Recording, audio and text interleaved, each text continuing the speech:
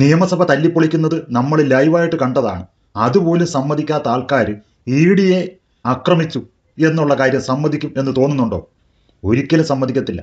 സംശയമുണ്ട്, ഇത് കേട്ടു നോക്കൂ. EDയെ ആരും ആക്രമിച്ചിട്ടില്ല.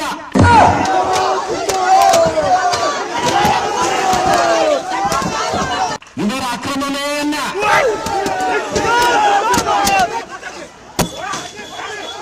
101% സമാധാനപരമായി ജനാധിപത്യപരമായി പ്രതിഷേധം പ്രകടിപ്പിച്ചു.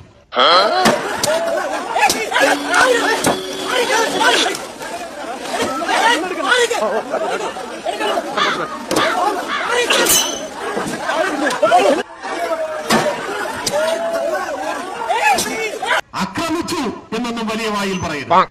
കേട്ടല്ലോ, യവന്മാരുടെ വാക്കും കേട്ട് ആക്രമിക്കാൻ ഇറങ്ങിയവരുടെ അവസ്ഥ ഇനി എന്താകും? എന്റെ അരിവാളെ തല പോവാതെ നോക്കണം.